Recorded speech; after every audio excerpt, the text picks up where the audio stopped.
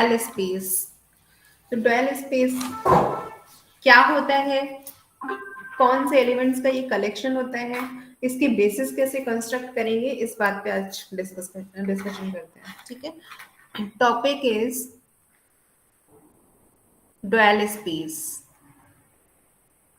Dual space के लिए सबसे पहले लीनियर फंक्शनल क्या होता है ये मालूम होना चाहिए। ठीक है, तो लीनियर फंक्शनल की डेफिनेशन देखिए, लीनियर फंक्शनल क्या होता है। Let us consider V over F as vector space over field F. F is a field of scalars and V is collection of all vectors, such that V over F is a vector space over the field F. तो linear functional क्या होता है, a linear functional on vector space V over field F is a linear transformation. Linear functional क्या है, एक linear transformation ही है, लेकिन ये किस तरह से डिफाइन होता है, linear transformation from V to F. That means a linear transformation defined from F एक लीनियर ट्रांसफॉर्मेशन है जिसका डोमेन क्या है V ओवर F और को डोमेन क्या है ये फील्ड F। ठीक है, तो इस तरह से अगर कोई लीनियर ट्रांसफॉर्मेशन डिफाइन किया गया है डोमेन V टू को डोमेन F में, तो इसको बोलते हैं लीनियर फंक्शनल। लीनियर ट्रांसफॉर्मेशन है तो ये कौन सी कंडीशंस को फुलफिल करेगा, f of lambda u plus mu v is equals to क्या आएगा, lambda times F U plus mu times F V, and this is true for all lambda comma mu belongs to field F and u comma v belongs to set of vectors V.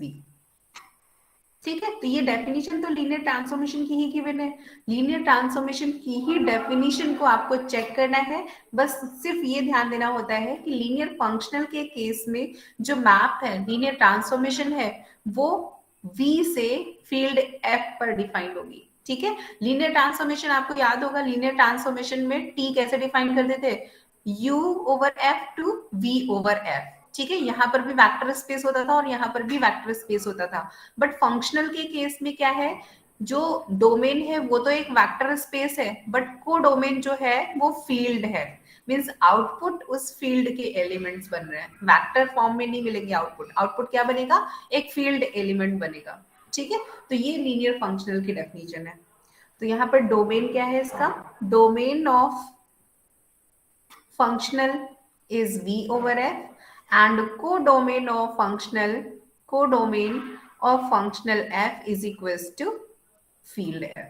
ये field वो ही field होगी जिस पर domain का vector space defined है, ये दोनों different field नहीं होंगे। ठीक है, जो फील्ड यहाँ पर ली गई है सेम फील्ड यहाँ पर कोडोमेन में कंसीडर करेंगे, तब इसको बोलते हैं linear functional.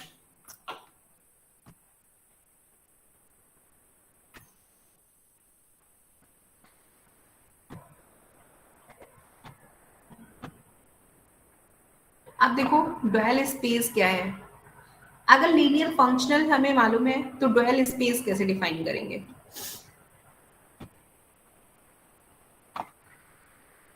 Now right definition of dual space. Dual space,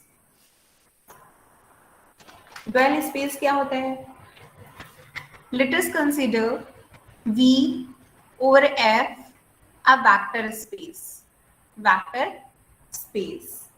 then the set of all linear functionals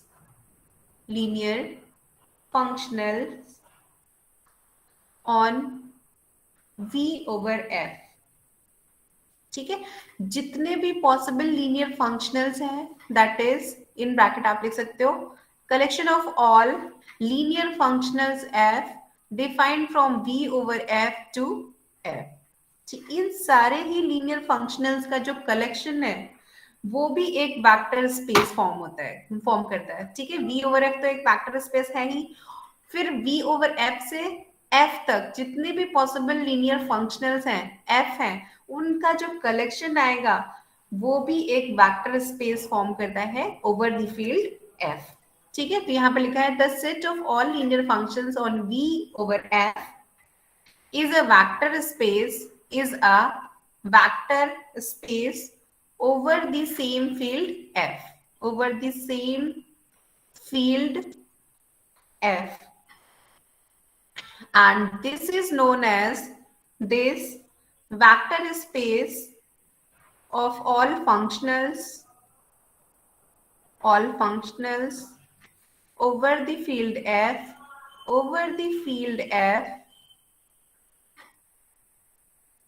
is called dual space of V and is denoted as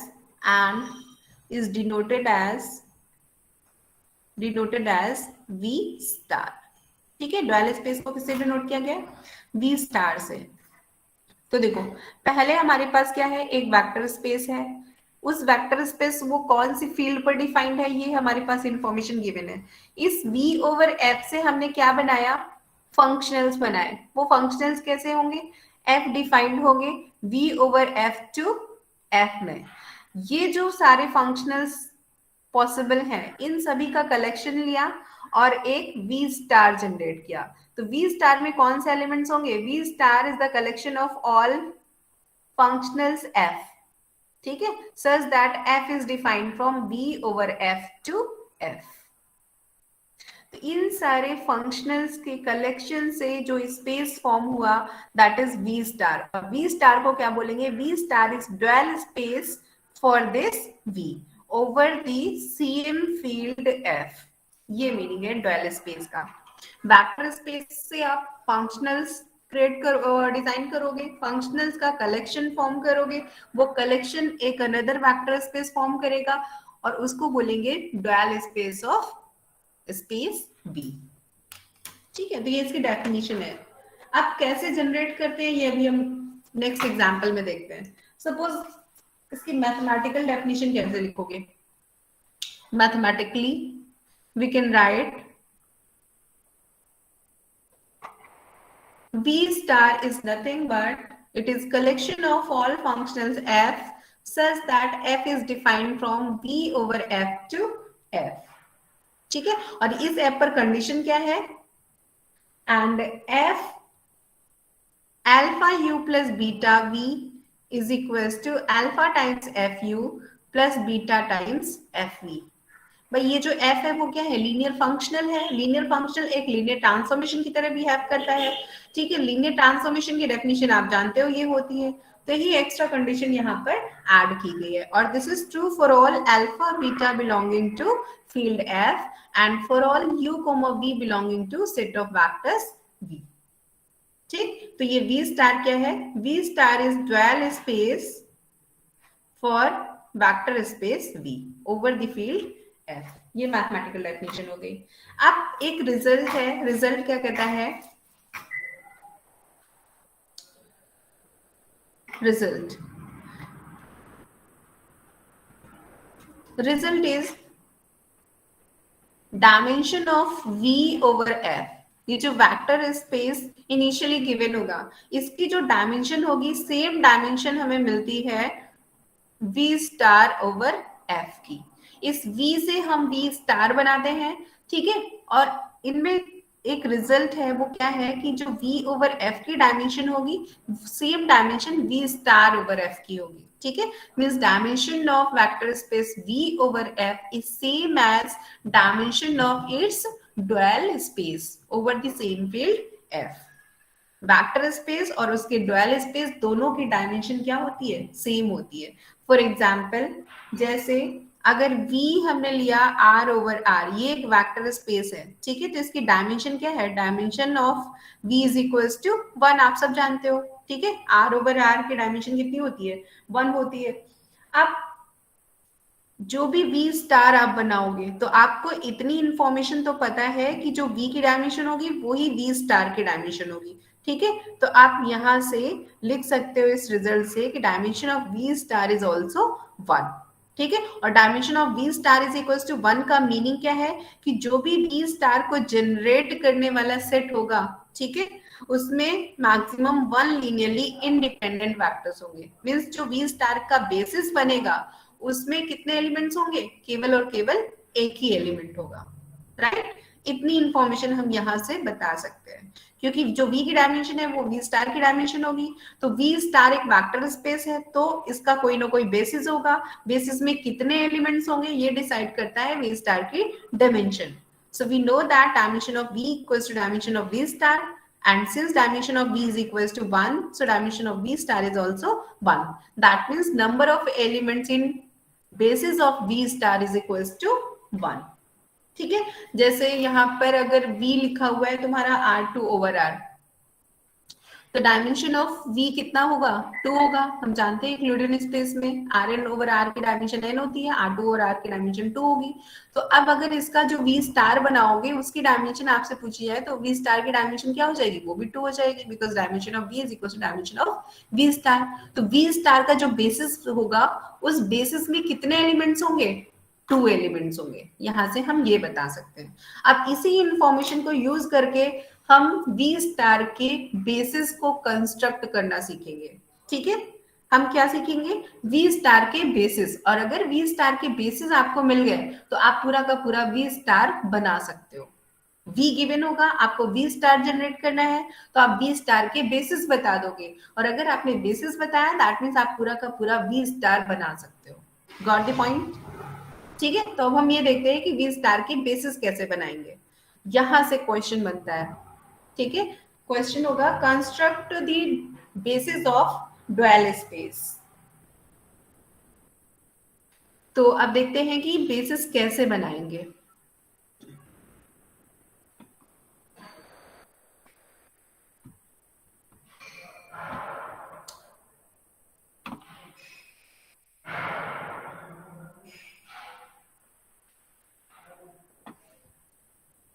तो see construction of dual space, construction of dual space.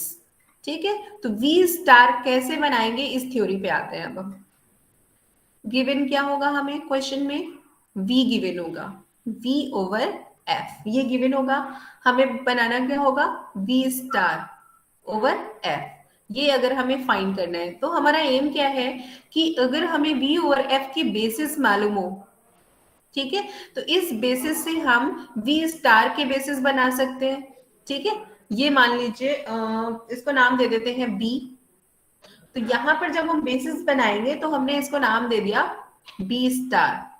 ठीक है, b से हमें b star बनाना है, और अगर b star मिल जाता है तो हम इस b स्टार ओवर f के बारे में पूरी की पूरी इंफॉर्मेशन दे सकते हैं। भाई b स्टार जो बेसिस होता है वही तो वेक्टर स्पेस को जनरेट कर देता है। तो हमारा एम है कि given vector space v over f की बेसिस की हेल्प से v स्टार ओवर f की बेसिस कैसे बनाएंगे। ठीक है, ये हमें पता लगाना है और ये गिवन होगा। तो चलिए अब इस पे आते हैं। इसके लिए एक रिजल्ट है थ्योरम। थ्योरम क्या है, स्टेटमेंट इसका देखिए, let v over f be n dimensional vector space over field f। ठीक है, क्वेश्चन में क्या होगा, v over f vector space given होगा जिसकी डायमेंशन क्या है, n है। फाइनाइट डायमेंशनल वेक्टर स्पेस से ड्यूअल स्पेस बनाने की बात हो रही है। So let v over f be n dimensional vector space over the field f, and let b is equals to b1 b2 up to bn be an ordered basis। Ordered basis, ordered basis का meaning क्या है, ये जो order है ये fix कर दी गई है। ठीक है, ऑर्डर को आप इंटरचेंज नहीं करोगे। अगर आप यहाँ पर B1 B2 के ऑर्डर को इंटरचेंज करेंगे तो जो B स्टार बेसिस के एलिमेंट्स आएंगे उनकी ऑर्डर भी चेंज होगी। इसीलिए यहाँ पर ऑर्डर्ड बेसिस वर्ड यूज किया गया है कि इनकी ये पोजीशन फिक्स की गई है। ठीक है, that's why B is ordered basis. ठीक है, ऑर्डर इनकी फिक्स कर दी गई है। So let us take B an ordered basis of vector space V over F। ठीक, अब अगर V ओवर F का एक बेसिस B दिया हुआ है, so theorem says that then there exist a basis B star is equals to F1 F2 up to Fn for dual space V star over the field F such that Fi Bj is equals to 1 if I is equals to J and 0 if I not is equals to J। ठीक है, this is statement of theorem. तो इस statement से तो हमें ये clearly दिख रहा है कि अगर कोई भी vector space B over F given है और इसकी कोई बेसिस B दी हुई है, ठीक है, तो इस बेसिस के रेस्पेक्ट में ऑलवेज एक B स्टार एग्जिस्ट हो जाएगा। ठीक है, जो कि V स्टार को जनरेट करेगा। ठीक है, ये B स्टार हमेशा मिलेगा, इसकी एग्जिस्टेंस है ही। Then there exist means always exist, right. कोई भी B दिया हुआ है तो उसके रेस्पेक्ट में आपको B स्टार एक मिलेगा ही, लेकिन किस तरह से आप बनाओगे B स्टार को, उस पर कंडीशन है। वो कंडीशन क्या है? Such that Fi Bj is equals to 1 if I is equals to J and if I not is equals to J then Fi Bj is equals to 0। Meaning क्या है इसका कि ये जो F1 होगा, मान लीजिए अगर आपको F1 B1 की जरूरत पड़ती है, ठीक है, तो F1 B1 की वैल्यू क्या आएगी? I is equals to J का केस बन गया तो आप यहाँ पर 1 पुट करोगे। अगर आपको F1 और B2 लिखना है तो आप क्या पुट करोगे? I not is equals to J, 1 not is equals to 2, that means ये वैल्यू क्या पुट करोगे? 0। इस तरह से आपको इक्वेशंस बनानी होंगी। अभी मैं एग्जांपल से बताऊंगी आपको। मान लीजिए यहाँ पर F2 B2 की वैल्यू आपको चाहिए, तो F2 B2 कितना हो जाएगा? I is equals to J, so it is 1। अगर F2 B1 लिखना है तो इसकी वैल्यू क्या आएगी?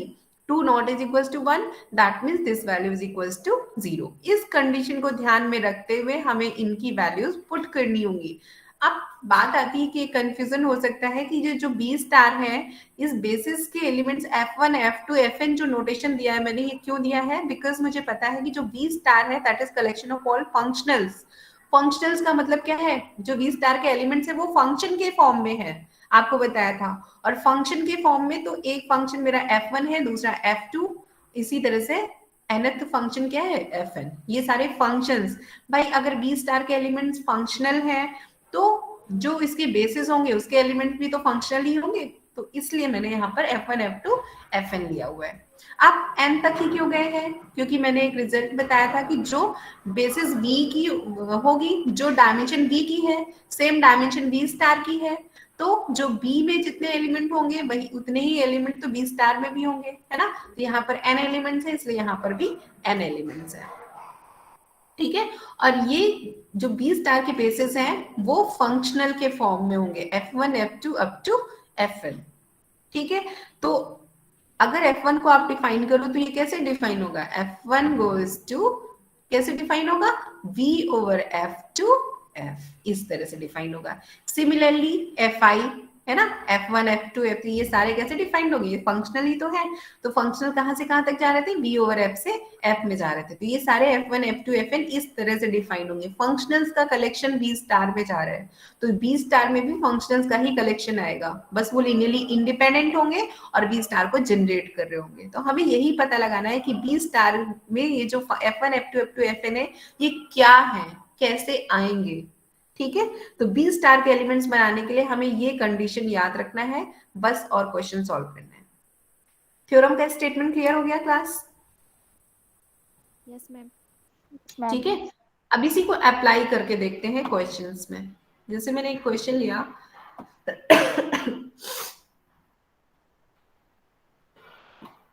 इसकी एल्गोरिथम ध्यान से समझिएगा।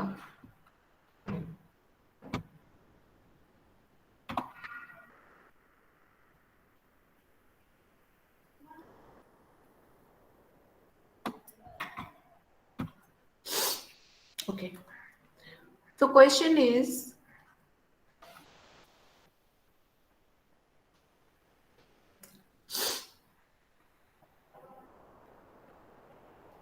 V over F be a vector space such that V over F is equals to R2 over R। जो वेक्टर स्पेस है वो क्या है? R2 over R है। Basis of V over F is B, ठीक है। और जो क्वेश्चन में B दिया हुआ है वो क्या है? 2,1 एंड 3,1, ये बेसिस दे दिया गया है, ठीक है। बेसिस किसकी है? ये R2 ओवर R की। R2 में 2 टपल टाइप एलिमेंट्स होते हैं, तो ये बेसिस में भी उसी तरह के एलिमेंट्स होंगे। जो वेक्टर स्पेस के एलिमेंट्स का नेचर है, सेम नेचर उसके बेसिस के एलिमेंट्स का होता है, क्योंकि बेसिस क्या है? उसी के एलिमेंट्स से तो कुछ एलिमेंट्स पिक करते हैं हम पर्टिकुलर प्रॉपर्टीज के साथ में, ठीक है। तो ये B जो है, ये V ओवर F की बेसिस दी हुई है। Now question is find the basis B star of dual space V star, ठीक है। V के जो डुअल स्पेस बनेगा V स्टार, उसकी बेसिस आपको बतानी है, ये क्वेश्चन है। तो बेसिस बताने के लिए अब हम क्या करेंगे, किस तरह से एल्गोरिथम सेट किया है, ठीक है। देखो B आपको दिया हुआ है, B क्या है? 2,1 और 3,1। मैंने जो थ्योरम का स्टेटमेंट बताया उसमें जो बी लिखा हुआ है उसके एलिमेंट्स को नाम मैंने क्या दिया है? B1 B2। तो आप इसके नाम को यहाँ पर मेंशन कर लो। ये हो गया B1, ये हो गया B2, ठीक है। डायमेंशन क्या है V के? Dimension of V is equal to 2। तो हमें पता है कि डायमेंशन ऑफ V स्टार भी कितनी होगी? 2 होगी, ठीक। तो अब V स्टार का मुझे बेसिस चाहिए, तो अगर V स्टार की डायमेंशन 2 है, तो V स्टार का जो बेसिस B स्टार बनेगा उसमें कितने एलिमेंट्स होंगे? 2 एलिमेंट होंगे, ठीक है। अब B स्टार के एलिमेंट्स का नाम हम कैसे देते हैं? F1 और F2। तो मैंने यहाँ पर लिख लिया F1 F2। दो ही तो एलिमेंट होंगे क्योंकि B स्टार की डायमेंशन भी 2 ही होगी, तो हमने B स्टार को लिख लिया F1, F2, ठीक। अब हमें क्लियर हो गया क्वेश्चन में कि हमें क्या फाइंड करना है। We have to find F1 F2। अगर ये दोनों एलिमेंट्स हमें मिल जाते हैं तो हमें B स्टार मिल जाएगा, ठीक है। तो हमारा एम है F1 F2 फाइंड करना। अब F1 F2 फाइंड करने के लिए हमें जो कंडीशन बताई गई थी वो याद रखना है। कंडीशन क्या थी? कि Fi Bj is equals to क्या होगा? 1 अगर I is equals to J है, और 0 अगर I not is equals to J का केस है, ठीक है। तो इससे हमने कितनी इक्वेशंस बनाई? देखो I इज इक्वल टू जब 1 है तो हमें क्या मिलेगा? F1, ठीक है। और इसी F1 पर अब B1 और B2 इनपुट दो। तो B1 जब मैंने इनपुट दिया तो हमें वैल्यू क्या मिलेगी? I is equal to J का केस है तो ये 1 बनेगी इक्वेशन। फिर इसी F1 पर इनपुट मैंने दिया सेकेंड एलिमेंट B2, तो I not equal to J का केस है तो यहाँ पर इक्वेशन क्या बनेगी? 0, ठीक है। अब हम आएंगे I इज इक्वल टू 2 के लिए, यानी F2 की बात करेंगे। तो F2, अब F2 फंक्शनल है, इनपुट्स क्या क्या होंगे? एक इनपुट B1 है, एक B2 है।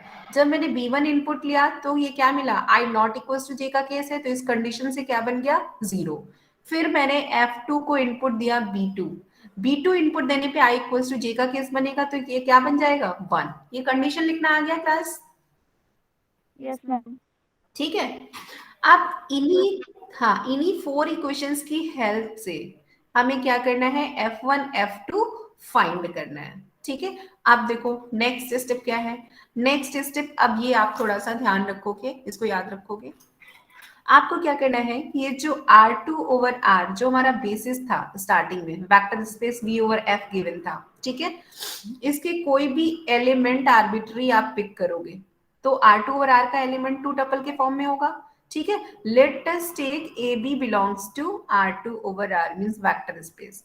फिर आप क्या करोगे, ये R2 ओवर R का एलिमेंट है, तो इस R2 ओवर R के एलिमेंट को आप इसके बेसिस के एलिमेंट्स के लीनियर कॉम्बिनेशन में लिख सकते हो।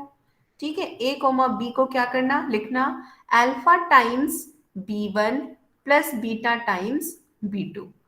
ठीक है, ये हमेशा जो भी वेक्टर स्पेस गिवन होगा उसका एक आर्बिट्री एलिमेंट पिक करोगे और इस वेक्टर स्पेस के बेसिस जो होंगे उनके लीनियर कॉम्बिनेशन में इस एलिमेंट को लिखोगे। आपको ये नेक्स्ट स्टेप में ये काम करना है। तो जैसे ही आपने ये काम किया, ये इक्वेशन फॉर्म की, तो अल्फा B1 के प्लेस पे क्वेश्चन में क्या दिया हुआ है 2,1 प्लस बीटा B2 क्या दिया हुआ है 3,1 दिया हुआ है। अब आप इस इक्वेशंस बना लो। तो इक्वेशन बनाई आपने 2 अल्फा, ये क्या बन गई 2 alpha plus 3 beta is equals to A. और सेकेंड इक्वेशन क्या बनी, alpha plus beta is equals to B. इन दोनों को सॉल्व करके मुझे अल्फा और बीटा बताओ। अल्फा और बीटा की वैल्यू बताइए, यहां से क्या आएगी, सॉल्व कीजिए।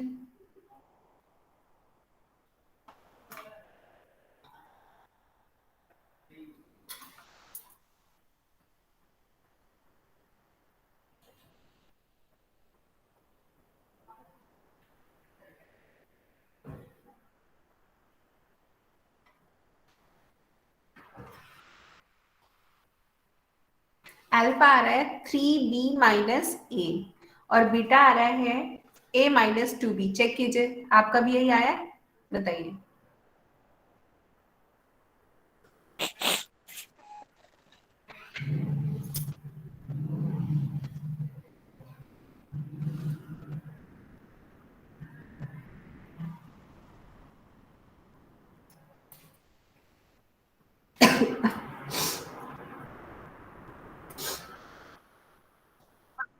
यही आ रहा है, मैम ठीक यही है। आ रहा है। अब आपने कॉपी में जहां पर भी नोट हाँ किया है, क्वेश्चन सॉल्व करते समय ये आपका स्टेप 1 है जिसमें आपने बी स्टार को डिफाइन किया है। फिर स्टेप 2 में आपने क्या काम किया ये आप याद रखिएगा। स्टेप 2 में आपको क्या करना है, वेक्टर स्पेस का एक आर्बिट्री एलिमेंट लेना है और उसको वेक्टर स्पेस के बेसिस एलिमेंट्स के लीनियर कॉम्बिनेशन में लिखकर इस तरह से स्केलर्स अल्फा और बीटा फाइंड कर लेने हैं। ये काम स्टेप 2 में करना है।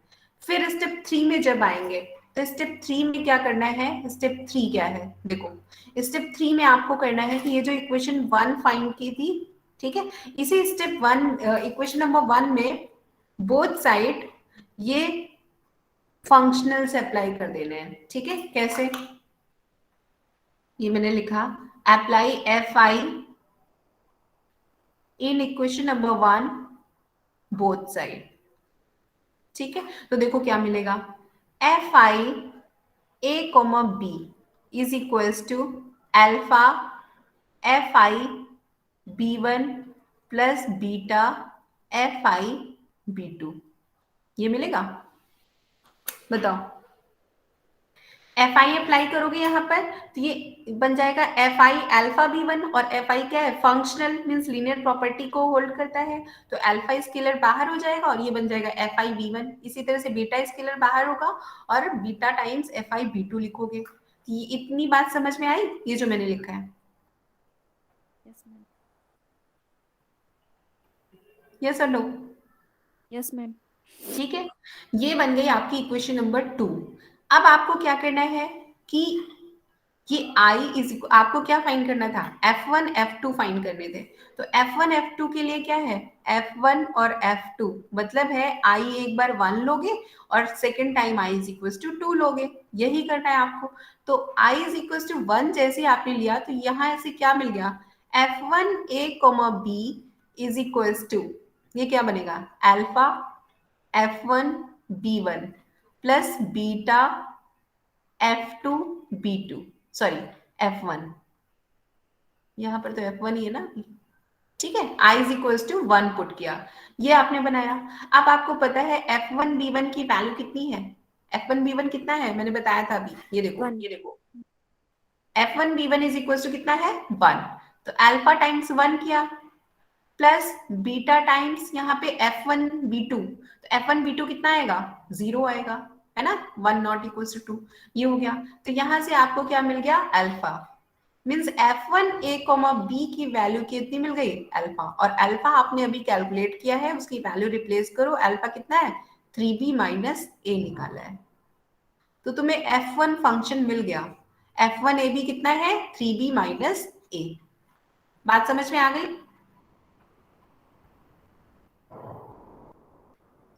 Yes ma'am. ठीक है, अब तुम्हें क्या करना था, दूसरा F2 चाहिए था, F2 के लिए क्या करोगे, I is equal to 2 put करोगे इसी क्वेश्चन नंबर 2 में, तो अब तुम्हें F2 मिलेगा। तो लिखा मैंने F2A, B is equal to, right side देखिए, अल्फा F2B1, I को मैंने 2 से रिप्लेस किया है, ठीक है, F2B1 प्लस बीटा F2B2, ये आ गया। अब वैल्यूज देखो, तो F2B1 कितना हो जाएगा, I not equal to J का केस है तो 0 आएगा, अल्फा टाइम्स 0 आया, plus beta times I is equal to J, 2 equal to 2, तो यहाँ पर F2B2 की वैल्यू कितनी हो जाएगी, 1, मैंने एक्सप्लेन किया था अभी, तो ये 1 लिखा, तो यहाँ से मिल गया मुझे बीटा, F2A, B की वैल्यू मिल गई बीटा, और बीटा हमने अभी कैलकुलेशन किया था, वो कितना आया था, A माइनस 2B, तो ये F2 की वैल्यू मिल गई। ये कैलकुलेशन इतना समझ में आया स्टेप 3 का? Yes ma'am. ठीक है, Yes, ma'am. बस सोल्यूशन मिल गया आपको। ठीक है, आंसर क्या बना, हमें B स्टार चाहिए था, और B स्टार क्या था, B star is collection of all F1 F2, F1 F2 हमारे फंक्शनल थे, इसीलिए तो वो इस फॉर्म में मिल रहे थे, फंक्शन के फॉर्म में। अगर आप ए बी इनपुट दो तो F1 क्या आउटपुट कर रहा है 3B माइनस ए, इसी तरह से ए बी अगर इनपुट दो F2 को, तो F2 क्या आउटपुट कर रहा है A माइनस 2B, तो हमारा जो आंसर आया वो क्या बन गया, B star equals to F1 F2, और F1 F2 को लिखोगे कैसे, वेयर, आंसर आपको कैसे लिखना है, basis B star is equals to F1 F2 where F1 is a functional defined from vector space V over F2, F such that F1A, B is equals to क्या है F1 3B minus A। इसी तरह से जो F2 है वो भी functional है, जो कि डिफाइंड है V और F से F में, सच दैट F2A, B कितना आएगा, बताओ F2 कितना है, A माइनस 2B, ये तुम्हारा आंसर बना।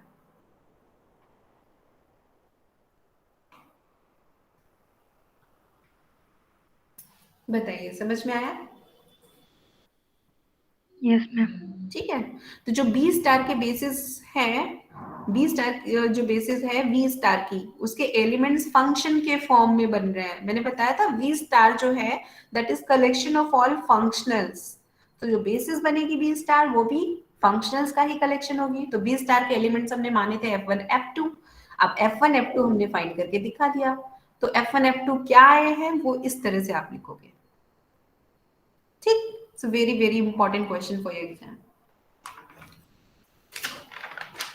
Any question up to here?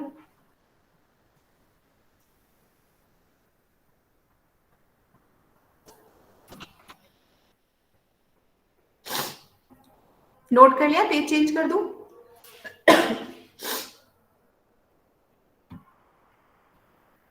Yes, ma'am.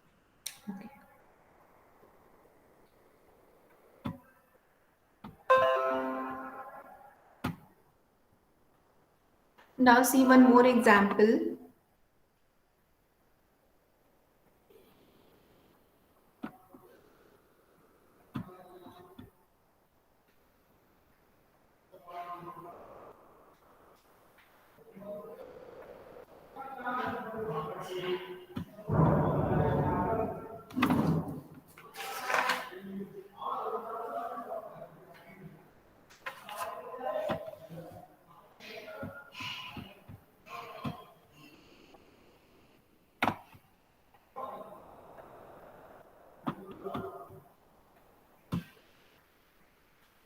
See this one.